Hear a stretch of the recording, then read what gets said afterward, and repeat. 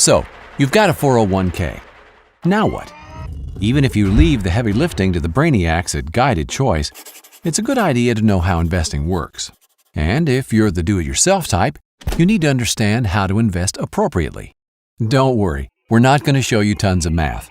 All you need to know to get started is that there are three big types of investments called asset classes: stock, bonds, and cash. Stock is just ownership in a company. There are many ways to classify stock. Two major ones are size, called market capitalization, or CAP, and company location. Each classification has its own typical level of risk. Large cap stocks include the 500 biggest companies in the U.S. Apple, Walmart, Disney, Ford, McDonald's. Ever heard of the S&P 500 or blue chips? Same thing. Keep in mind, all stock is risky, but these are generally considered the least risky. Mid-cap stocks include roughly the next 400 companies by size, smaller but still fairly well established. They're considered riskier than large cap. Following large cap and mid cap, take the next 2,000 companies and you've got small cap stock. While they have potential for greater growth, they also have the greatest risk. Then there's international stock, ownership in companies located in developed nations outside the U.S., like BMW in Germany and Sony in Japan. They carry about the same level of risk as U.S.-based large cap stocks. The highest level of risk is found with emerging market stock. This is stock in companies located in developing nations like India, Mexico, and Russia. There are two ways to make or lose money in the stock market. You see, when you own a stock, you actually own a piece of a company, and as the value of that company increases, the stock price goes up. But if the value of the company goes down, the stock price goes down too. These fluctuations determine the amount of profit or loss.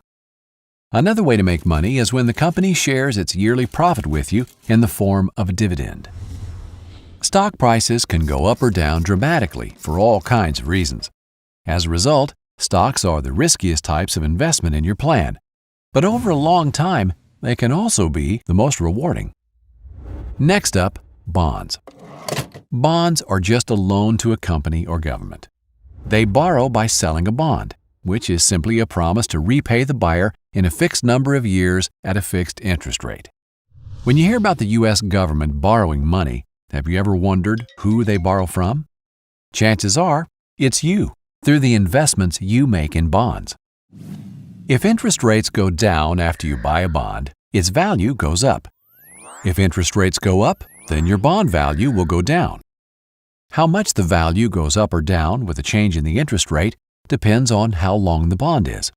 The longer the bond, the more risk, as the more the value will go up or down with interest rate changes. However, in general, bonds are less risky than stocks. Cash is, well, cash. In a 401k, it's usually available as a money market or stable value fund. Unlike other assets, there's little risk that your money will lose value. But that doesn't mean there's no risk at all. If you hold too much cash, you are at risk that inflation will leave your money worth less compared to everything else. For example, in 1950, a nickel would buy you a Coke. But if you saved that nickel until today, you wouldn't have enough to buy that same Coke. Cash loses value over time. Most people with 401k plans invest in mutual funds. These hold many different individual stocks or bonds chosen by professionals for a given level of risk and potential reward. So, how do you choose the right mix for your specific needs? You may be surprised to hear that according to the majority of corporate pension plans in the world, there really is a single best way.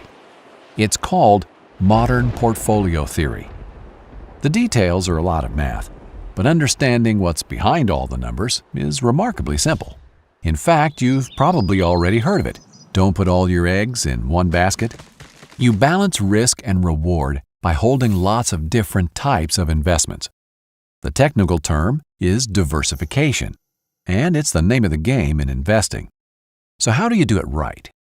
Most of us understand that if we take more risk, we expect more return. Let's look at the math. The line shows us that for any given level of risk, we can expect a certain rate of return, More risk, more return. The challenge, as you may be aware, is that markets don't move in a straight line. They go up and down. The goal is to buy low and sell high. When one investment type is down, you want to buy. At the same time, you want to sell an investment that is high. In the long run, they all tend to move up, just at different rates based on risk. Remember, this is your retirement savings, so to invest well, you need to diversify. The goal of diversification is what modern portfolio theory is all about, getting an optimal rate of return for the risk in the long run. To do that, you want to invest on what is known as the efficient frontier. The details of drawing the curve are just a lot of math. You could spend the spare hours of your days creating the efficient frontier on a very large spreadsheet, or you can let experts do it for you. In fact, the answers are already right where you want them, online, and probably already in your 401k plan. Guided Choice can give you personalized advice recommending a specific mix of stocks, bonds, and cash to reach your retirement income goal. You can even use it to try different strategies and project the results. Whether you take the investment recommendation from our brainiacs or choose to do it yourself, hopefully now you're a little more confident about how retirement investing works. Just remember, if you do it yourself, you need to rebalance your account at least annually to stay on the efficient frontier.